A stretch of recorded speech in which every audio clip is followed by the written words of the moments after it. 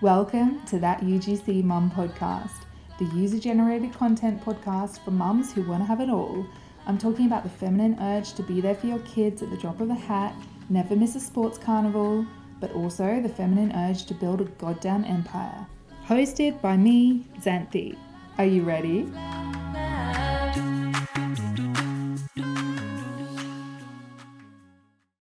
Oh, life.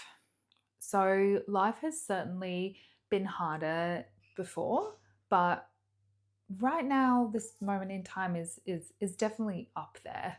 So if you've been listening to the pod for a while, you'll know that I've been living with my parents for 6 months, which I don't know.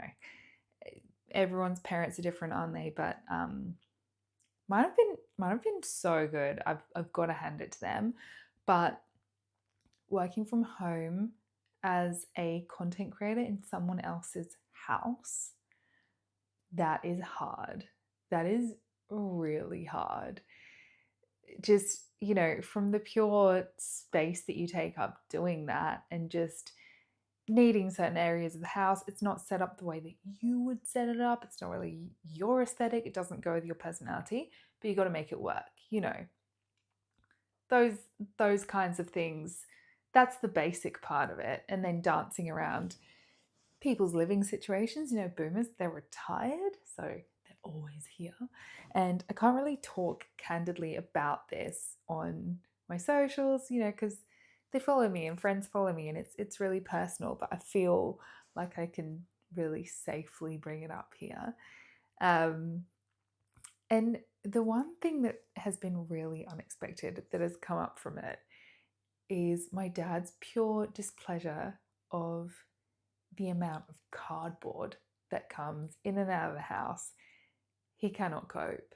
And it's quite funny, really. Well, it's not funny, but it's been a part of my life for a few years now. So I've got used to it. And my family have got used to it. My husband's got used to it, to the point where my husband calls the postman our housemate because the dog doesn't even bark when he comes here. But yeah, there's cardboard arriving in this house daily, stuff packed in cardboard. And then, the cardboard bin is always full. And yeah, that's a lot for the old guy. So we are hoping that we're going to get to move out in 3 weeks. So this is why I'm talking about this now, because I want to share it with you. It's just so exciting. It's just such a moment of this year. I've spent most of this year living with my parents, so I'm just beyond excited. Look, I'm not naive. I know it's a reno. We're saying it's approximately 3 weeks and we'll be moving back out. But things go wrong. Things don't go according to plan. So I'm at the mercy of flux. So we'll have to see. But and when we do move in, there's going to be things unfinished. Like, we're moving in and there'll be no kitchen bench top. But I'm going to have my dream kitchen to work in at some point this year, which is really cool.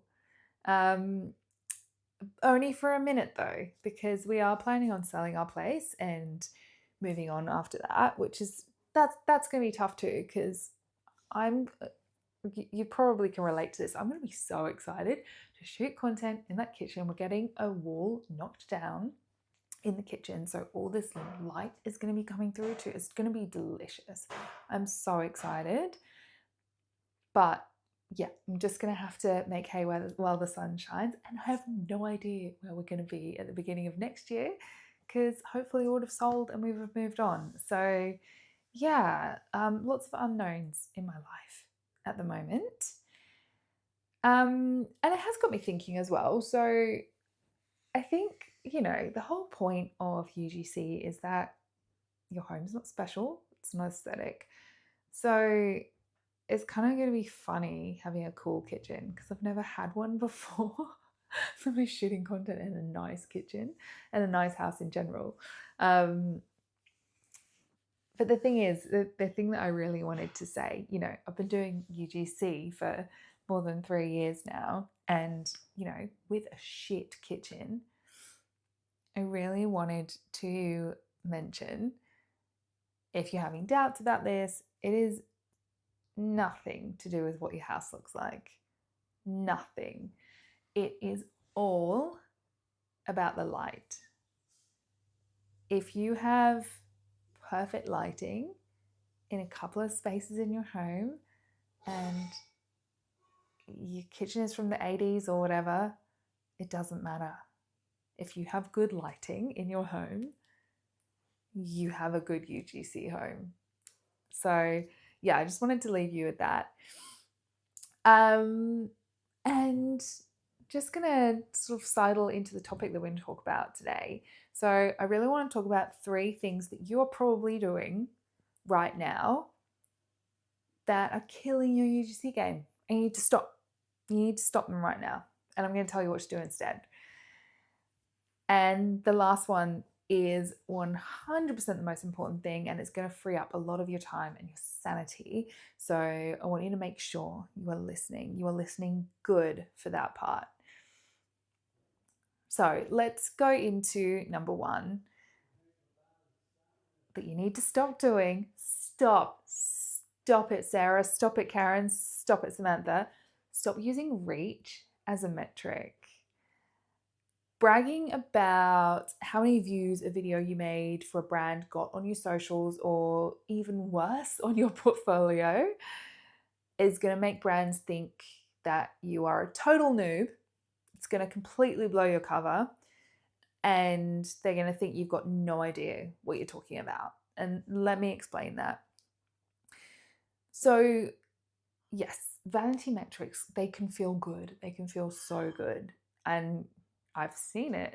It's really cool when you see a video that you created has views in the hundreds and thousands, or even a million, like in the millions. But the number of impressions says nothing about how good your content is or whether it achieved the campaign goals. And what it does tell you is how much money the client has got, basically, how much money they've put behind the ad, how much ad spend was on it. And I am going to say, obviously, organic content, there is the exception for that. But yes, but no, because even with organic content, often, if it's used organically, often the brand is going to boost that. So again, it comes down to how much money has gone behind boosting that organic piece of content. So you still cannot tell. So, if you're looking at a brand's Instagram and you can see like some of your content has got really great impressions, they should have talked to you about it if they've boosted it. But sometimes they're sneaky and you can't tell, and potentially they could have boosted it. So do not brag about impressions, please. Instead, what we need to focus on is engagement. That is free impressions. That is so many brownie points for you. If you have managed to create a piece of content that has got people talking in the comment section, that's got people liking it, and has got people sharing it, that is driving free traffic to your content. That is just such a pinnacle moment for the brand, because it's so smug for them, because they've got all of these impressions, all of these clicks for less than what they would have paid, less than what they would have put behind the ad spend. So that's really, that is what you want to focus on. The other thing is hook rate, or thumb stop, same thing. And that's how many of those eyeballs that the brand has paid for to get on the content, how many of them actually watched past the first few seconds. Now that's really going to be the acid test of whether your content was a winner, because sure, they've paid for eyeballs to watch it. It doesn't mean that the eyeballs enjoyed it and carried on watching it. So hook rate is a really important one. It shows that you are drawing in the right people. And then most importantly, what you want to look at is the metrics like ROAS, so return on ad spend, or CPC, cost per click, because this shows that your ad actually converted. And usually, depending on the campaign goals of your client, usually that is what they're going to want. They're going to want your ad that they've paid you sweet money for to make them money. So next time you're bragging about how well your video did, I really want you to think about those things.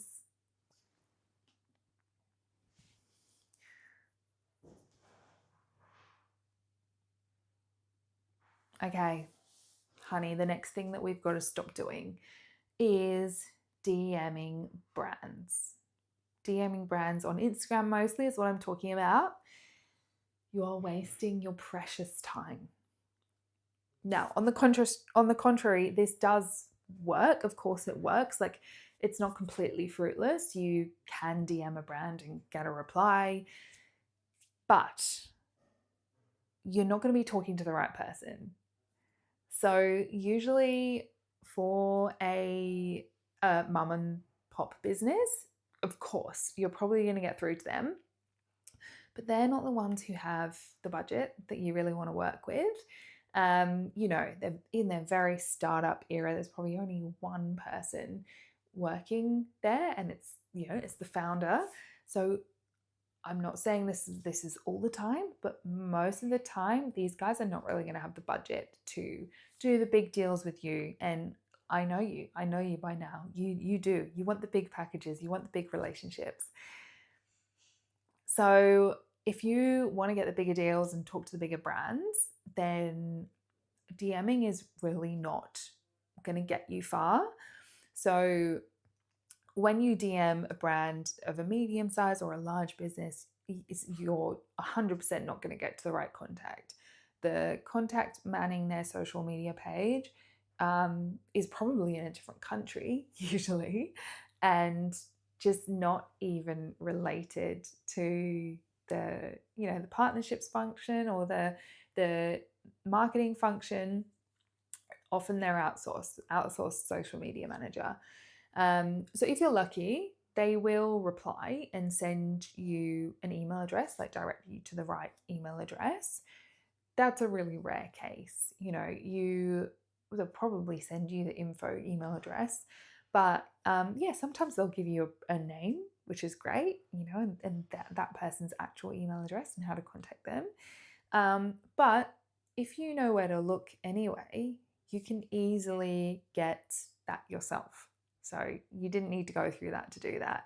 So yeah, like I'm saying, it's not completely fruitless. You will get the odd response, but it's not a very good use of your time. You'll spend a lot of time sending lovely little voice notes to these people, crafting little love letters to them that will just not even get read or not go into the right hands. So what we need to do instead is, I have an entire episode on the plethora of client attraction methods, but what you need to do instead is learn to email pitch the right way. And the great thing about that is, instead of just DMing on Instagram and then thinking, oh, who did I DM? Do I need to follow up with them now? If you've got an email, you can schedule the replies and automate it so that you've got that rolling in the background. You don't even have to think about it anymore. You send the pitch and then it's done. And then the other things are, freelancer sites and UGC platforms that have actual live jobs going, so the hit rate is better. And then obviously the other way is building your personal brand on your social media profile, which is the perfect segue to point number 3, the last one. And oh my gosh, by far the most important one. I really want you to take heed of this, because this is something that has been bugging me in the UGC space. I've seen so many people busting their balls doing this, and it's doing more harm than good. So just stop. And I need you to stop right now. Stop posting on your social media with the intention of getting followers. Yes, I did say that. I really did. So we're going to break this down a lot. And I want you to start by asking yourself the question, what is your goal with posting? Are you posting to gain an audience and diversify your income with UGC? Well, then great. That is 100% a reason why you should post to gain followers. Keep doing what you're doing. If you want to become a UGC coach, or you are a UGC coach, or you want to start creating digital products and you need a big audience to be able to sell all that stuff to, then fill your boots, sweetie pie. Are you posting to build your UGC community of besties? Okay, great. So that is another reason to get followers, but I just need you to really, I need you to really put your goal in the forefront of your mind, because this is what's going to direct you as to how you're going to go about getting those followers. And it's not doing spammy UGC content. And I'm really going to go into that. And then the third one I want to ask yourself is, are you posting, which I think most of us are. I think this is the goal for most of us. Are you posting to attract inbounds? So your social media is acting as your personal branding portfolio and you would like to attract inbounds. Is that the reason? Okay. All right. Have you got your reason? Can we move on? So let's talk about why posting to, backtrack. If your goal is to build your community of UGC besties and act as your personal branding portfolio to attract inbounds, then let's move on to the next point. Posting to get followers, the reason why we're not going to do that is because it makes UGC look so spammy.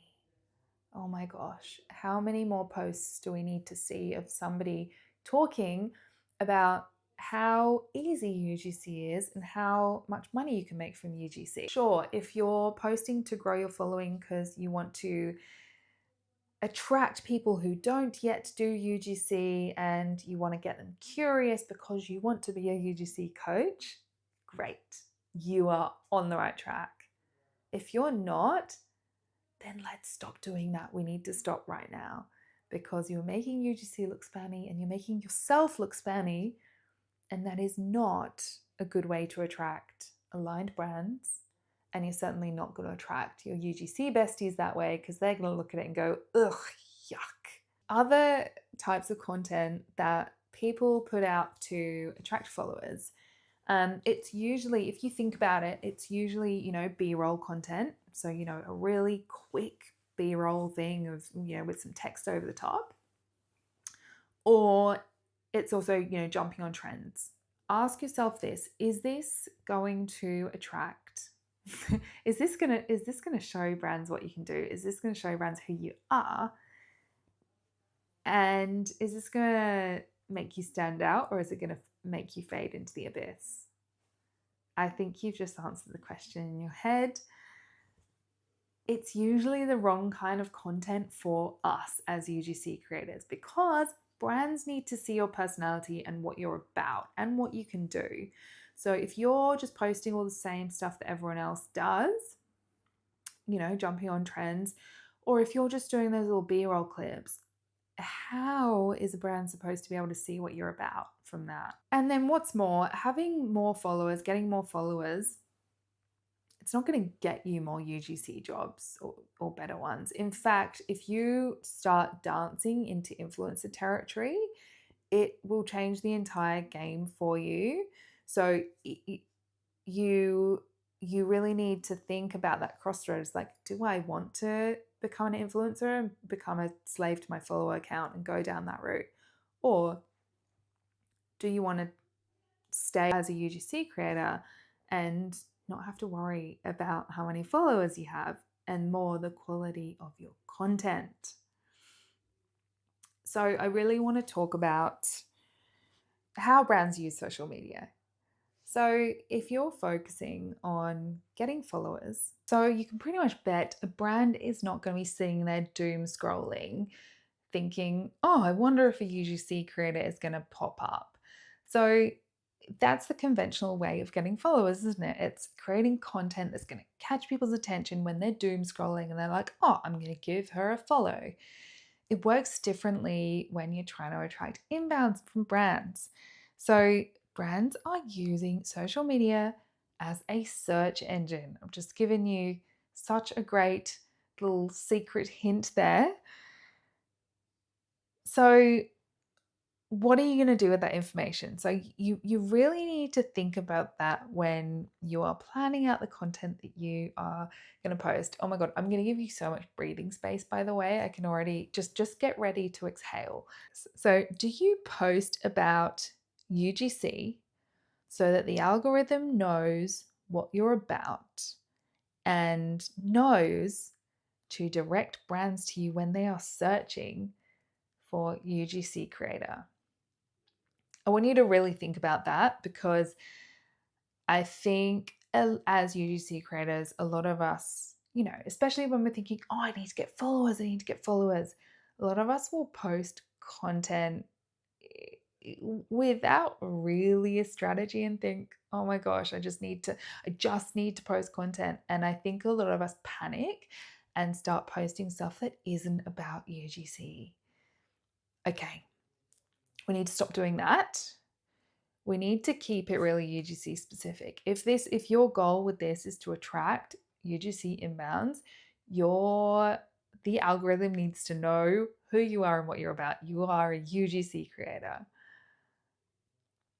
So keep that in mind. The next thing that you need to ask yourself, is your bio optimized so that when a brand searches, quite specifically usually, beauty UGC creator and mum in Brisbane, and that is you, will you come up? You need to make sure that if you are a niche UGC creator, you need to make sure that that is all in your bio, where you are, how old you are, what you're about. You need to put as much information in your bio, because that's going to help. And then I think the most important thing that I really want you to think about next is, how do you want a brand to feel when they land on your page? Because this is how you're going to attract the jobs that you are dreaming of. If you are coming completely as you are and who you want to be, that's how you're going to attract the brands that you want to be a part of. And then, is it then clear that you're a UGC creator and what you can provide? And then, really important, is it clear how to reach you and talk about a collab? I actually, when I was doom scrolling recently, I saw a TikTok from a PR and marketing agency, and they did the round the houses to the marketing and PR team of, when you're landing on a creator's profile, what is something that's just going to make you walk away and not even bother?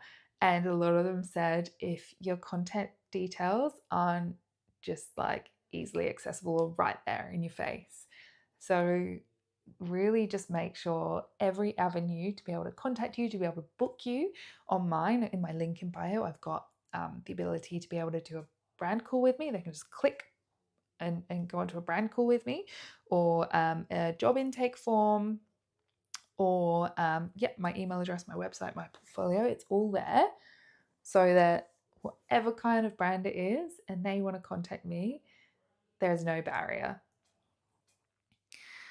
Okay, should we get to the most important and juicy bit? And this is your permission slip that I'm just about to give you. Are you ready? Okay, take a deep breath in. You do not need to post every day. You do not. You don't even need to be consistent. How good does that feel? Oh my god. So this is what you need to do.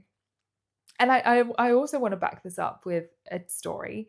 So actually, just this week, so a couple of months ago, one of my mentees, I said this to her. I said, look, you don't need to post every day, and we're going to go into why and then what you need to do.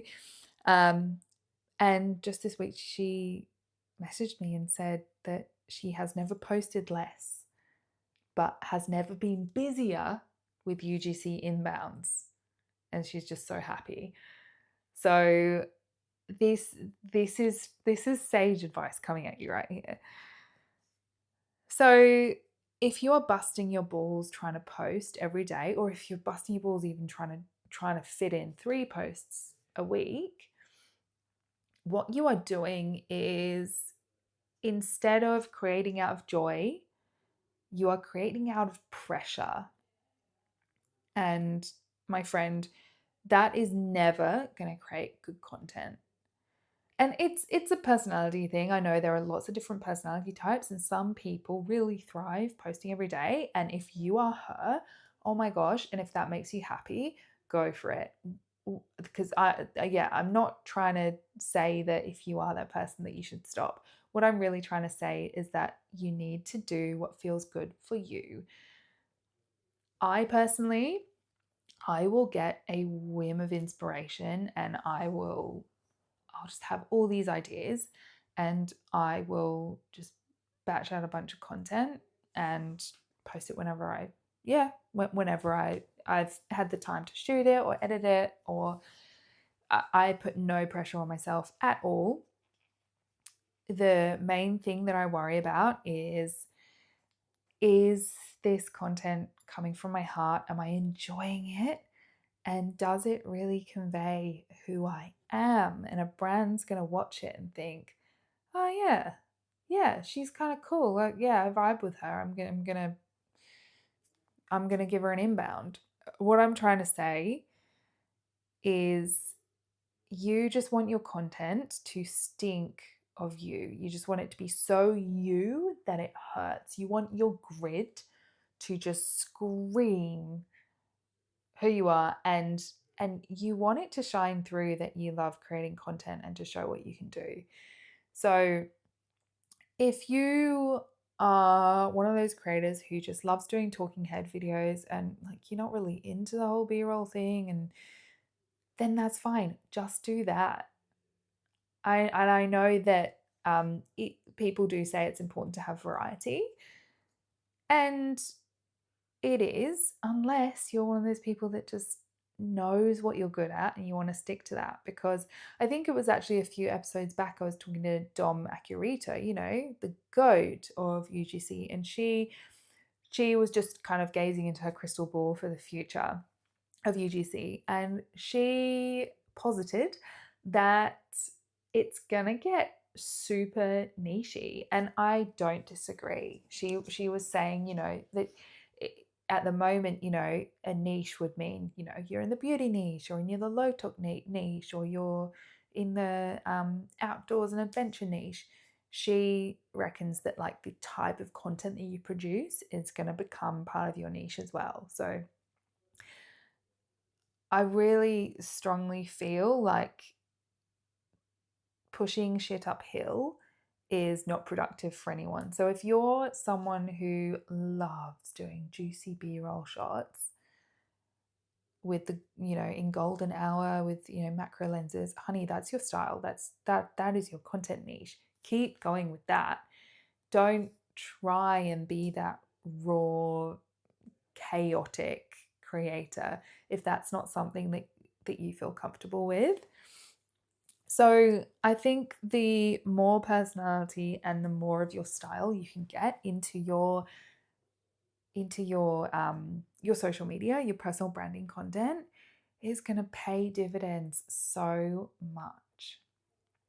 So yeah, just remember that brands are using this as a search engine. That first, what they're going to do is they're going to search the kind of creator they're looking for. So be that the niche, be that the location, or be that, that you're a mum or a dog mum. They're going to be searching that, and then they're going to see what comes up. And if you're talking about how much money you make on UGC and how easy UGC is, or stuff like that, that's not going to get you the inbounds. Just think about it. So I really hope that that's given you a lot of permission to go in the direction that you really feel comfortable in, and just stop busting your balls to, get guilty about not posting. Like, I think it's really important to stay current. And what I mean by that is brands will look at your profile, and if you haven't posted in 2 months, they might think that you've given up, or, your books are closed at the moment. So don't be that sporadic. Like, stay current. Do definitely post every couple of weeks, but just take the pressure off yourself. Like, it really, we're lucky in UGC, and I talk about this all the time. We are not under pressure like an influencer. Influencers need to post every day because they need to keep their audience engaged. They need to be able to go back to brands and show that they have this consistent engagement, that they have this follower count that isn't dropping. For us UGC creators, we are the free ones, man. We just get to live this nameless, faceless life. So enjoy it, girlfriend. So I hope that you are no longer doing any of these 3 things that absolutely kill your vibe as a creator. So using reach as your metric, no. We are talking about engagement, hook rates, ROAS, and cost per click. Do not waste your time DMing brands. Don't do that. There are so many other ways to get UGC jobs, and DMing brands is just a flippin' waste of time. And then, most importantly, stop trying to get followers. Stop it. Well, thank you so much for sitting down with little old me for another pod. I'm looking forward to seeing you next week. It was such a pleasure to be in your ear holes this week, Dream Girl. Thank you so much for tuning in. Just letting you know, this is an indie podcast that I do out of the goodness of my own heart and for the pure joy of talking about everything UGC. No marketing budget, no sponsors, no team, just little old me. So if you are loving this podcast and you want me to keep going with it and make it better and better every week, either share this pod with one of your UGC besties, leave a review, or subscribe, and I will be so grateful. Thank you so much, and I'll see you next week with another pod. Love.